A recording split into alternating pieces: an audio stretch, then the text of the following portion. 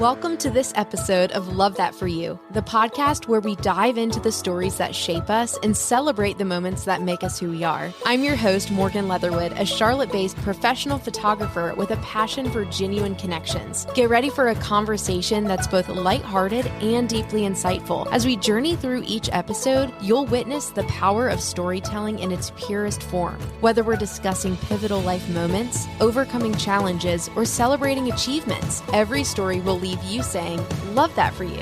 It's a phrase that encapsulates our genuine enthusiasm for the triumphs of others and the joy that radiates from their successes. You could be anywhere, listening to anything, but you're here, and I love that for you.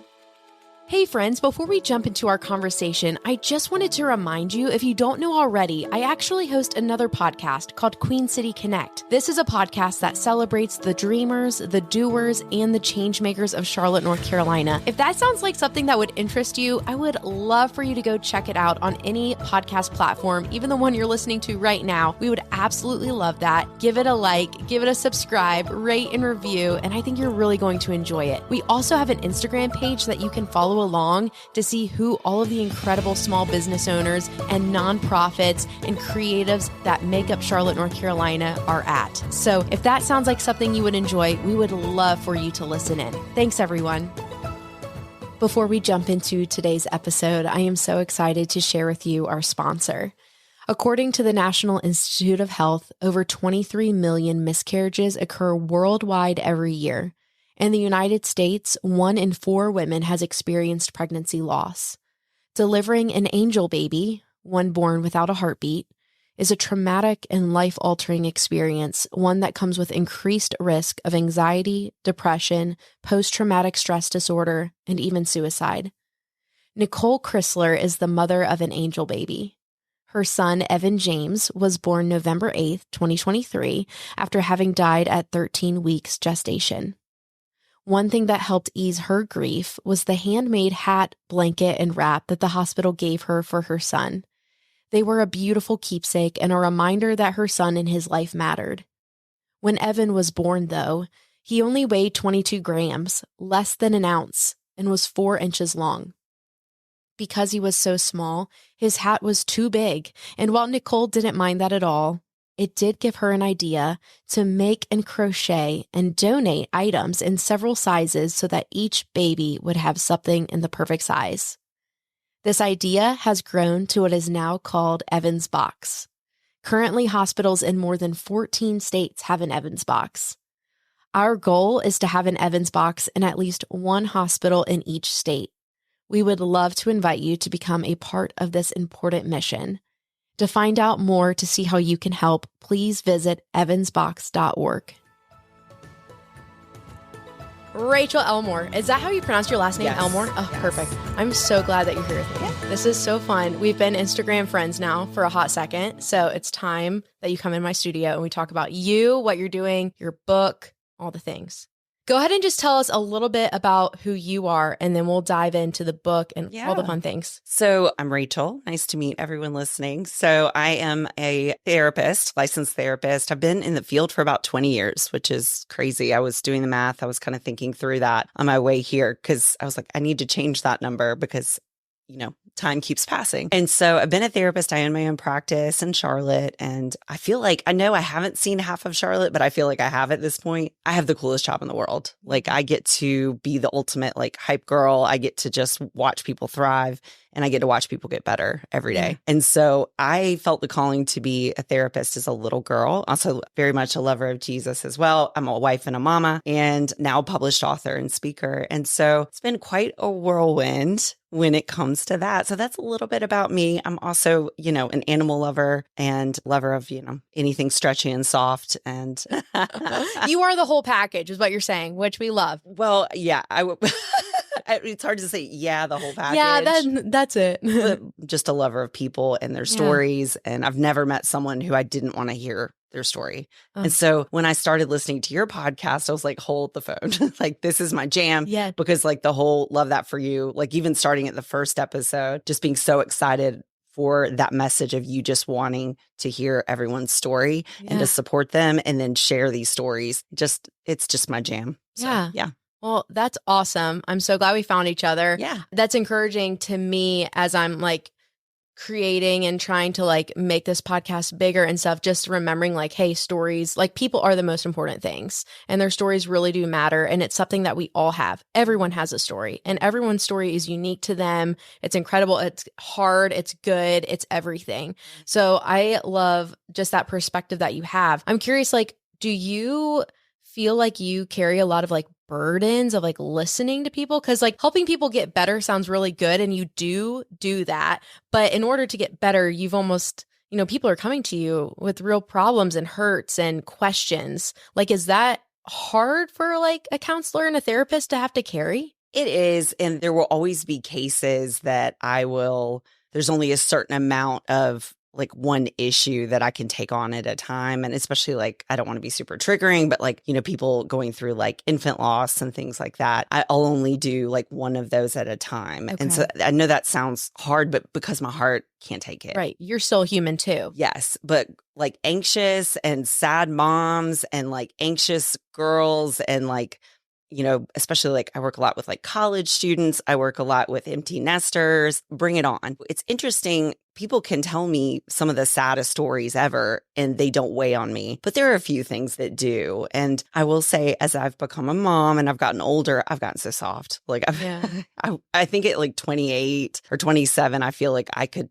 like push through a lot more. But as I've gotten older, I think that's a little bit more emotionally healthy of me, or maybe I just thought I could handle it better. I am a huge advocate of therapy. I go to my own therapist. Every great therapist has a therapist. And, I just think that that's how I deal with my stuff so that I can really do my job well. It's kind of like adjust your own mask on the plane before you adjust the person beside you. Or assisting others. Because I have issues too. Yeah. And broken people help broken people. And so with that, it does weigh, but I do think that a lot of that for me is just kind of a God thing. Like it's one of a gift.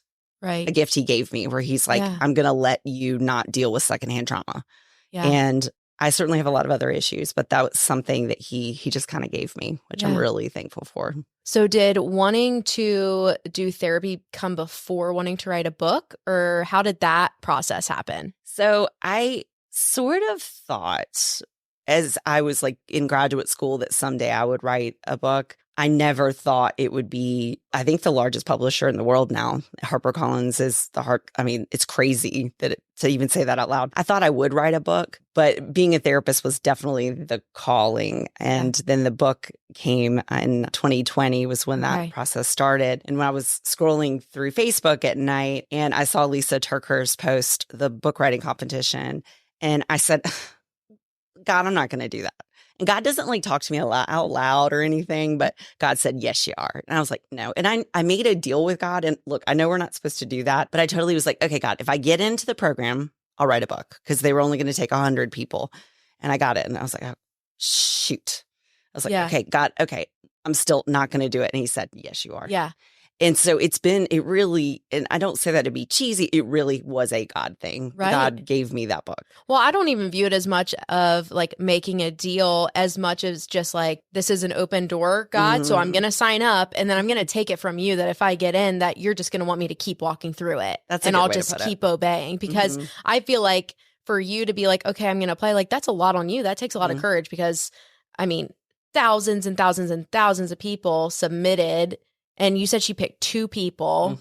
So tell us about that process. So Lisa Turkers was like, hey, I'm going to hold this competition. People can apply. And then I'm going to select 2 people to help them write a book. Is that essentially what happened? So it reminded me of a semester of graduate school, because it was classes, it was weekly meetings, you had a coaching group. So with that, it was a very intense process, because at the end, which was nice, at the end of the program, you had a book proposal that was ready to give to any publisher that was like publisher ready, and it was vetted, and they taught you how to write a book proposal, and they taught you how to title a book. They taught you how to, just little things like chapter titles. Yeah. They matter. So much that goes into it. And so they really started to coach you. A lot of my friends in the program that didn't end up getting picked went on to other publishers and have been published. Yeah, they're still fantastic books. Fantastic authors. Amazing books and amazing publishers. And so that was what was so cool, is at the end of it, I knew even if I didn't get picked, I still had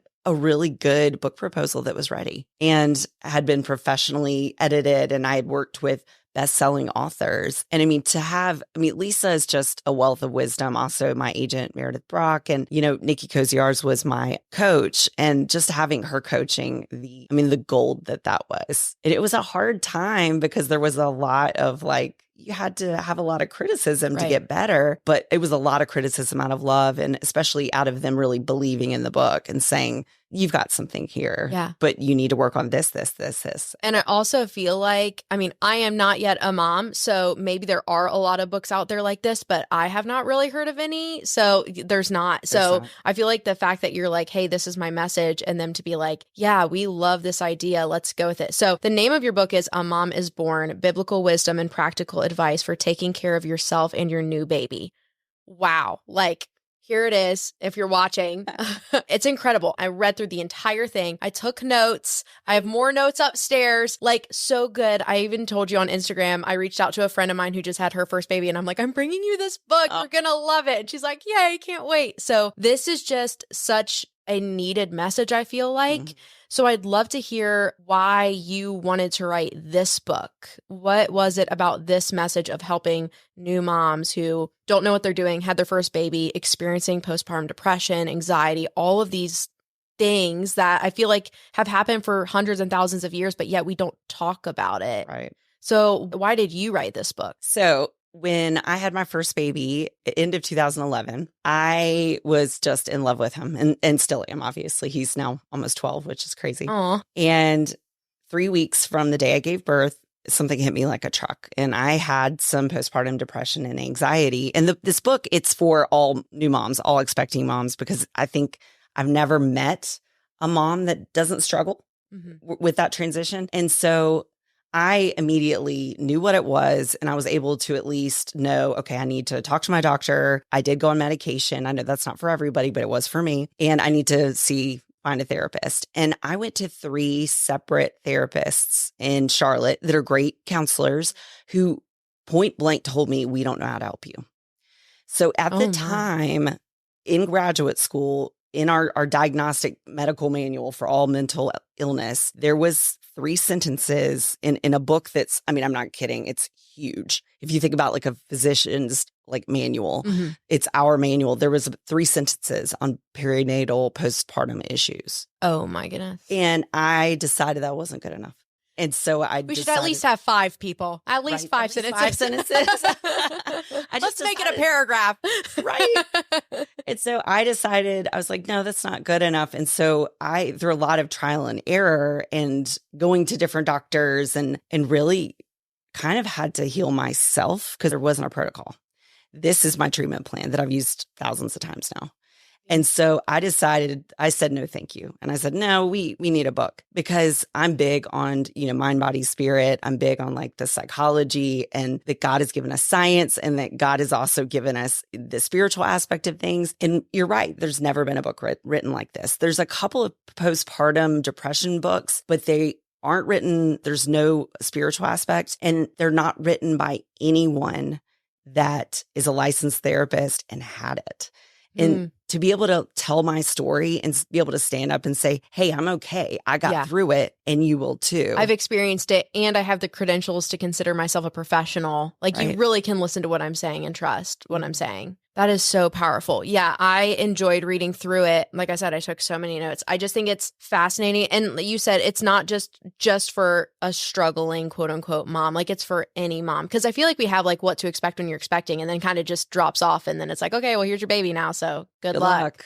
And this touches on family, how to be what is a quote unquote good mom? What's a good dad? What if there's not a dad in the picture? What does community look like in helping you parent? There's even a part in here where there's a wellness plan that it's okay, let's make actual steps to be here's where we're struggling. Here's the people who can help. Here's how I'm going to reach out to them. I just feel like you do a great job of the knowledge, but also the practical steps. Was that kind of your intention when you wrote it to be almost like a manual of to help people?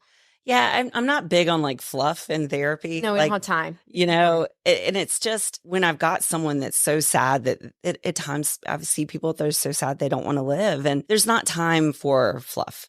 And so there wasn't a lot of time for fluff for me. And look, with postpartum symptoms and baby blues, we are sisters, not twins. Everyone's experience is different. But yes, so with that, I wanted it to be really, really practical. I wanted steps. I wanted like dealing with intrusive thoughts. I wanted to give your step by step how I tell a client, how we walk through getting rid of some of those thoughts. And this is scientifically why it works. And here's how you can pray. And here's how you can bring people in. And here's why you should bring people in. And here's a few Bible verses that got me through those really desperate days. And just bringing in that triple threat of the mind, body, and a lot of Jesus. And was just really important to me because I think that there's a lot of really beautiful like Bible studies for moms and things like that we should not underemphasize how important those are. Right. But I wanted to say, hey, here's what you actually do. Yeah. And this is how you're going to actually change. And I feel like just acknowledging that God gives us a lot of different tools and every single one of them is good and useful in their place, but it's okay that we have Jesus and medicine and accountability and therapy.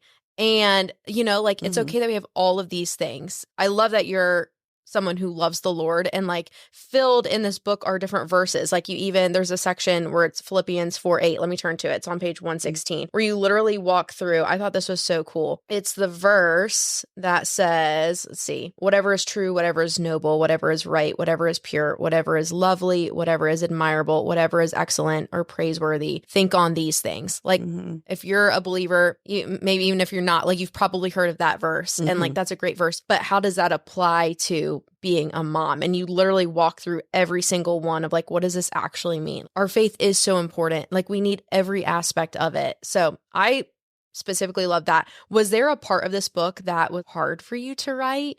Definitely Rose Garden Filled with Thorns. And yes, that's a Taylor Swift lyric. And we love it. We love to see it. I definitely, it's so funny. I have people that when they notice that with my chapter titles and they're like, oh, Rose Garden Filled with Thorns. Yeah. It's perfect. And so Rose Garden Filled with Thorns was really hard. And I was talking about basically to be a good anything, wife, friend, mom. We have to deal with stuff in our past. And so I talk about childhood trauma. And I had my clients years and years and years write a letter to their little self when they were going through whatever pain they're going through, whether if it's, divorce or abuse or anything hard. And I wrote, and I'd never done it for myself. So I decided, I remember God being like, hey, Rachel, if you're going to put this in your book, you need to write this letter. Probably do it. And I sat in a coffee shop bawling. It was like one of the most healing moments of my life. I was like, why have I asked all my clients to do this? What were you writing? I wrote a letter to myself about what was happening when my parents were getting a divorce. Okay. And because I just thought that was something that... Writing it from you now to your younger self. And then it's really short. I can read it if you want. I would love that. It's really short. I love how, and just to say again, in order to make something that people are going to want to read and resonate with, like you have to be vulnerable. And I feel like you were so vulnerable in this book. And that's just, thank you. Feel like for anyone who wants to write something, it's like, remember that like people want to know, like people are nosy anyway, but like we want to know, okay, what is it that you can tell, what is it that you can tell me to help me? And how can I know that I can trust you? And like the fact that you're about to read us something that you wrote, which is, this is real for you and how you were feeling from when you were a child. Yeah. And so it's an exercise and if you guys can check it out and look at it in the book, but you want to hold a picture. I have my clients do this, hold a picture of yourself around the age when the trauma happened. And we talk about kind of a cornerstone wound. So something really big that happened to you as not just as a kid, but a teenager, whatever it might be. But I wrote a letter to myself when I was 9 years old, right when my dad left our family. And it was really traumatic. He emptied my mom's bank account. So we went from being, thoroughly maybe lower middle class to being, food being scarce, things like that. And it was a really scary time. And so I'll read it. It's short. But dear 9-year-old Rachel, my name is Rachel. I'm the 39-year-old version of you. I'm writing this letter to help us both get through hard things. First, you're about to go through some really sad stuff. I know that you don't understand why your dad isn't home much. Soon he will leave and things will get hard. Your mom will cry and your brother will suffer. I know you don't understand why this is happening, but I want you to know none of this is your fault. Your dad turned his life away from God years ago. He stopped praying and he stopped going to church. He stopped spending time with his friends. He is angry at God, and that's not your fault. Much of this won't make sense to you until you're grown up. I know you're sad and confused. I know you don't know why this is happening, but I promise you there is purpose in your pain. God loves you even though you are hurting. Take heart, little Rachel. You will grow to be tall and beautiful. You will love Jesus and love people with all of your heart. You will struggle, but your life will be full of joy as well. It's okay that you feel rejected and angry. I wish I could warn you about the boys that you will date and how they will break your heart. I wish I could prevent you from that pain, but I can't. I want you to hear this. Your dad failed you, not you. There's nothing you could have done to make him stay. There's nothing you could have done to make him want to be a dad. You are a wonderful little girl. You are worthy of love. You are valuable. We will talk soon, and I believe these talks will heal us both. With love, 39-year-old Rachel. So obviously, the part where I lost it right typing that in a coffee shop was, and it just flowed out of me. I was like, none of this is your fault. It's like I needed to say that to a picture of me. Yeah. And if you ever look at me on Instagram, pinned at the top is a picture of me at 9 years old. And it was so powerful to kind of just say like, hey, I wish I could warn you of what you're about to go through and things are going to be hard. But that was definitely the hardest part of the book. But that was really therapeutic for me too. And very humbling, realizing when I asked people to do that assignment, the weight that comes with that. It was really good because I was like, I need to really warn people to like, hey, you don't have to do this all at once and you don't have to do this before next week. And you might want to, do it when you've got an hour to kind of decompress afterwards. Yeah. And it doesn't need to be long. And so, yeah, that was definitely the hardest part, but really, really good. And people have been reaching out to me, like especially on Instagram or emailing me saying that that has been one of the most healing parts of this for them. Yeah. So getting to sit down. Well, first of all, I'm so sorry that that's your story. Like, yeah, that's so hard. Yeah. And it makes me wonder, like, what are we doing to see the people around us now so that you were like, you said 9 years old when you were writing that to yourself, like, where is that 9-year-old girl now who's going through something hard? Let's not make her wait until she's in her 40s to write that letter back to herself. Where is that 40-year-old now that can step into her life and tell her that right now? Because she needs to hear that. You needed to hear that then. And it's good for you that you can now process that now. But like, these kids need to hear this now who are going through these things today. So that even like convicts me of like, who are the kids in my life who just need that constant encouragement of like, hey, life is hard, but you're doing great and you are here on purpose and you're wonderful. And wow. I know it's a lot. Like I have a very rough upbringing and I don't make the book. It's not all about that. The book is about the reason I bring up some of that is to say that all the hard stuff I went through as a kid didn't hold a candle to how hard the transition to motherhood was for me. And it has been beautiful, but it has been riddled with tears and hard. I mean, it gets better, friends. It gets better. But I share that to say, like, as hard as that was, there's so much purpose in my pain. And I'm not sorry because I wouldn't be who I am right now if that wasn't my story. Yeah. And it was hard. And it was hard on my mom, who's like the most amazing woman on the planet. And it was hard, but we got through it. And there's a lot of amazing dads that have come into my life and who have raised me up. I talk about surrogate fathers and how I believe like it's really biblical for, when a dad steps out, that there were all of my friends' dads and now my father-in-law who was basically, a dad and now my stepdad and things like that. That's amazing just to see like that's the Lord redeeming it and just in special ways. I love there was a part in your book where you had gone to your mom and you'd basically asked her like, or you said like, I'm so sorry this happened to you. That was so hard. And her response was, it's okay. I am who I am because of that. She's like, obviously it was hard and I wouldn't wish it on anyone, but like that's a part of my story. And I loved being a mom to you. And it was like the most grace-filled response.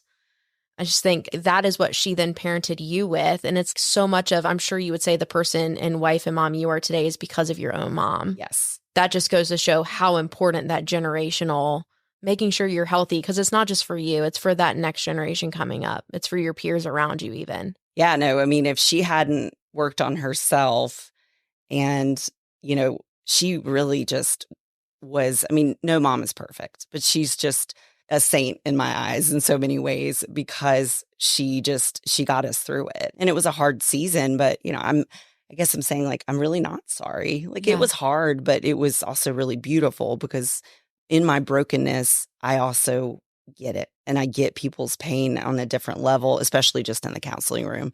And, no counselor has gone through every single pain. We wouldn't be functional if we could. But the stuff I've gone through, God has really used it and definitely used it in this book.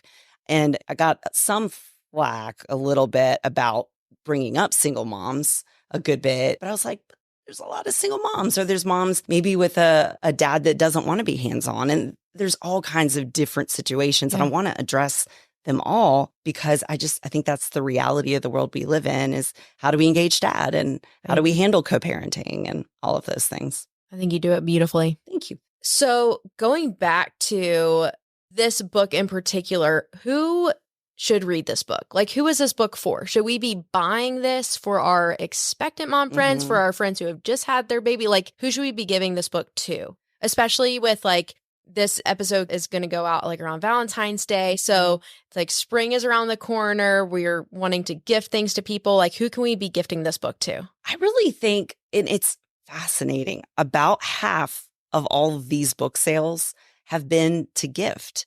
And so moms are buying them for their daughters that are expecting, or, a mom of a 2-year-old, or most of my friends, because most of us have like school age children. Yeah. My friends are like, Rachel, I'm getting so much out of this. Cause again, it's mental health exercises. So I really think that any mom of younger kids, or if you are helping support, I've got dads right and left that are like, this is helping me get my wife through some baby blues, and this is preparing me to understand what she's going through. Right. But really, if I could, I would give it to every mom I meet. If printing costs weren't what they are in publishing, I would. And so I just think that they should be in every hospital bag, every baby shower gift, things like that. I was going to say, I keep a collection of Jesus Storybook Bibles that I'll give out whenever I go to a baby shower. But like, I think I'm going to add this one to it because I feel like this would just be like hey, I know it's not a cute outfit, but like, this is going to help you more than that cute outfit. Like, read this book. Like, this would be a great one to just like buy 10 or 15 of them. And then just as the baby showers come up, just give them out as candy. I know when I was last meeting with Lisa Turker, she was saying like, I'm just going to, instead of flowers, when I go visit someone in the hospital that just had a baby, I'm just going to bring this with a big bow on it. And I'm like,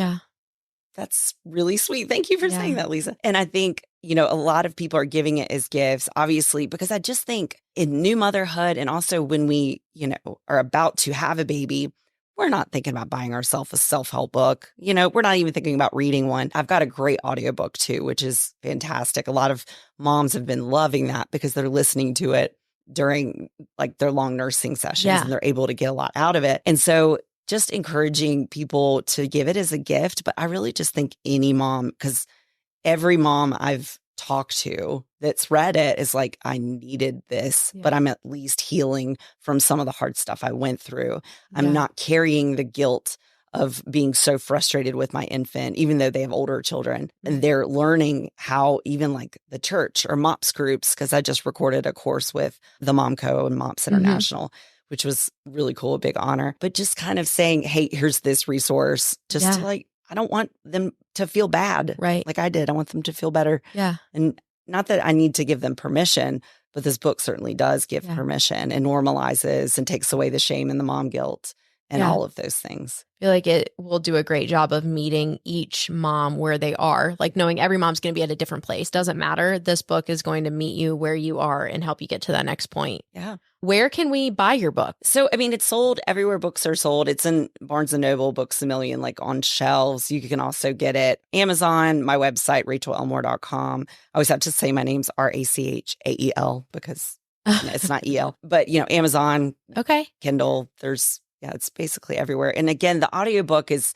I've had like 10 people that are like, hey, tell people to like gift an Audible credit. Yeah. Because moms, their arms are busy. Yeah. And it's hard to actually physically hold a book. Right. And so that as well. That's so true. Yeah. So it's really, you can even get it on Target.com, on Walmart.com, everywhere. Your favorite place. Just go add to cart. Yeah. We love that. And then where can people find and follow you on socials? So I'm on Facebook. I'm Rachael H. Elmore on Facebook. I'm also on, I do have a TikTok, but I'm not on there as much, but mainly Instagram. So I'm at Rachael Hunt Elmore on Okay. Instagram. And, I love for people to reach out to me. I love for them to tell me, things I need to be, freebies I need to be working on, or, hey, you talked about this in a live interview. You really ought to provide this resource, because I'm always trying to just give and serve and in my ministry. And I forget there's all this stuff that I use with my clients, because, I can't see, and I'm honored with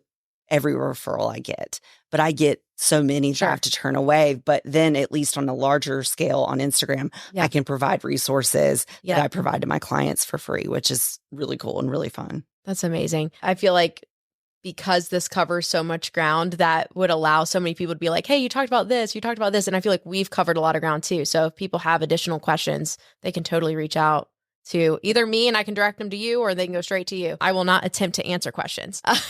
I'll let you do that. Well, I love this, and I just know, like, changing lives. So is there anything else that we haven't said that you want to say about you or the book? Or Well, I mean, I want moms to, I know it's a very serious topic, but I just want moms to feel encouraged. Yeah. There's a lot of laughter in there too. Yes. And just to know you're not alone, and I always like to remind everyone I meet that's not a mom, I did talk about this in there, that one of the most pivotal people in my life was not a mom, that walked me through this journey, and how much you don't have to be a mom to support moms that are struggling, at all.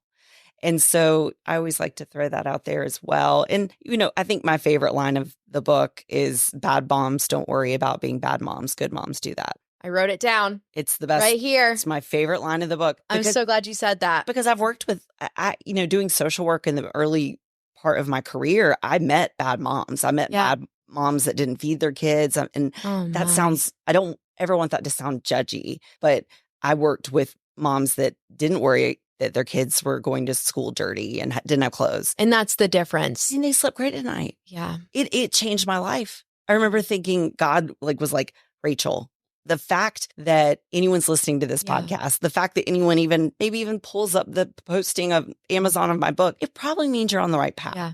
And the enemy, I believe, that's his best game to play with moms, because he doesn't want us to raise healthy children. Right. And so if he makes us feel useless, that's his game. And so with that, I guess I want to tell every mom and scream it from the rooftops of, like, you're a good mom. Yeah. And let me help you. And I'm going to show you why. And if you're like listening to this podcast, or in your car, or at home folding laundry, wondering if you're a good mom, you probably are. Right. Because the people wondering are most likely not the problem, So that is a huge encouragement. I'm glad that you did say that. Well, to end on an even lighter note, let's do it. Because this podcast is called Love That For You. I would love to know what you're loving right now in life. And it could be absolutely anything. Okay. So, because I've listened to your podcast for a while, I was trying to think about this. I was like, okay, I'm very quirky and I have some odd ones, but here we go. I love it. Love that for you. Upsizing my jeans. Okay. Explain. Okay. So I was sitting with a friend, I don't know, getting caught up with, like, I'm about 5'10", and, I'm a size 12. Okay. And I realized that my jeans they're not comfortable. They're probably more flattering. But so I just bought these off of Stitch Fix. I love them. And I feel amazing because, it's Christmas time. We're eating a lot of charcuterie, and, I don't need to, the size doesn't matter. No. And that sometimes, depending on the brand, especially like high-waisted, right, upsizing, right, it's just better. No brand is consistent anyway. Like, I feel like mine are all over the place anyway. So yeah, girl, you do that. Buy That's what's amazing. Comfortable. Yes. Like, it's okay. Do they have a little stretch to them? These, oh my gosh, these are my y'all soft. Oh yeah, those are nice. So those are nice. So that was one silly one. The other one, and actually I was working on an Instagram reel that I'm going to put up about this, is I did this 72-hour challenge. Again, something that I've been making my clients do, that because I am in front of a camera all day, with clients, and I'm in front of a mirror a lot, or at a photo shoot, speaking in engagements, and then I'm watching back. So for 72 hours, I did the 72-hour self-kindness challenge, where anytime I was looking at a picture, a mirror, a video, a camera of me, like on a Zoom meeting, I could not say anything to myself that was negative about my appearance. And so for 72 hours, every time, and if I'm like, if I see a picture and I'm like swollen here, I can't say, oh my gosh, I'm getting a double chin. I had to say, your life is full of experiences. Yeah. I couldn't say, oh gosh, I need some Botox. I'm starting to get wrinkles. I mean, I'm 41. It happens. I had to say, God is letting you get older and you are laughing and smiling and you're beautiful. I couldn't say, what was one of the other ones? So every time I wanted to say something in my head, like, oh my gosh, look at those bags under my eyes, I had to say, you're full of experience. I had to say what is true. Right. And it is true. I am getting older. I'm not perfect. But the truth is that I believe that we are really all very beautiful because we're God's creation. Right. And so when I've been frustrated with my hair, it's been damaged. And that was the other one. It's like, oh, I shouldn't have split ends. And God gave me this one. God was like, look how much protein you are allowed to eat because protein makes hair. Yeah. Hair is actually protein. And for your hair to get that long, look at all the protein you get to eat. Yeah. And it was 3 days and it just made me feel more beautiful. Right. It really did. It made me feel more confident. It made me look at pictures a different way. It made me not want to filter things. Yep. And I was like, darn it, we should all do this at least once a month, a challenge where every time we want to say something negative, you've got to flip it with the truth. Yeah. And it made my mind stop. Completely change your mindset. It completely flips it to the opposite of what it was. Yeah. That's so great. And one more thing, and then people just need to buy your book and read it because there's so many good things in here, but there's a whole section in here of like actual good self-care, which I feel like goes along with what you're just saying. But it's like, here are things that like simple, free. 3 minutes. That's like, my goal. Yes. Mm-hmm. Of just like, hey, do this. But like, it will just make you feel so much better about your life. Mm-hmm. And I feel like even that of just like having a positive mindset about, because we all look in the mirror and don't like something that we see. And it's like, well, you know what? We're alive. And there are people who are not alive and they would give anything to, if they're believers, they're not because they're in heaven partying it up. But yeah, exactly. You know what I'm saying? Exactly. But like every day that we're here on earth is a gift. So we can either look at the negatives or we can be grateful that we're alive. So yeah. And the fact of like, I'll never forget, because I do like talking a lot about body image, when I saw my like C-section scar for the first time after I gave birth, because after you have a baby, you look pregnant for a while. Yeah. A lot of people, I wasn't prepared for that. And I was standing in front of like a full length mirror in my house. My mom was there helping and I just broke into tears. And I was like, Mom, like I look like a monster. Look at it. Like I have all these sutures and stretch marks. And she looked at me, she was like, huh, because she also had 2 C-sections. And she said, when I see my C-section scar, it just reminds me how much I love my children. And I was like, she's like, I love my C-section scar. And she sees it as beautiful because she's just reminded, it's like her tattoo of how much she loves her kids. And I was like, like mic drop moment. I was like, okay, Mom, like way to like check me. Yeah. But that maybe these flaws are actually gorgeous. Yeah. And maybe we get to decide they're gorgeous because God decided they were gorgeous a long time ago. And God decided that, the scars on his hands that he still has right now in heaven because he chose to keep them, that maybe they're more like character and maybe they're more beautiful than we ever thought they were. So yeah, I mean, definitely gratitude, but just, I want women to feel beautiful because they are. Yeah. And I've never met someone that wasn't. So that is so powerful. Yeah. Rachel, thank you so much. Yeah. I feel like I could just keep talking to you, but I know I want to respect your time and everything, but this has been so, so good. I know it's going to be so encouraging to people listening and everyone listening. If you have been listening to this and like maybe you're thinking of someone that you think that this could even be helpful and encouraging to them, please share it with them, share it on socials. This is a deep conversation, but one that's worth it and needs to be had, I think. And also pick up a copy of A Mom is Born because this really is changing lives. So Rachel, thank you for coming here and chatting with me. Fun. Thank you guys. And that's a wrap on today's episode of Love That For You. As always, I want to extend a heartfelt thank you to everyone who shares their incredible story with us. If this story resonated with you, don't hesitate to reach out and let them know. Remember, we're all about celebrating the victories big and small. If you enjoyed today's episode, be sure to subscribe, leave a review, and share it with your friends. Keep spreading those positive vibes and saying, love that for you. Until next time, friends, I'm Morgan Leatherwood, reminding you to embrace your own story and find joy in the journeys of others.